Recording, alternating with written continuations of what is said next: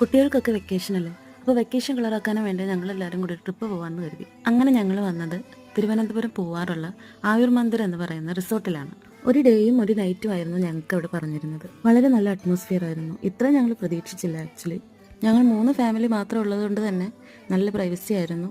Unlimited ഫുഡും friendly ആയിട്ടുള്ള സ്റ്റാഫുമാണ് എടുത്തു പറയേണ്ടത്.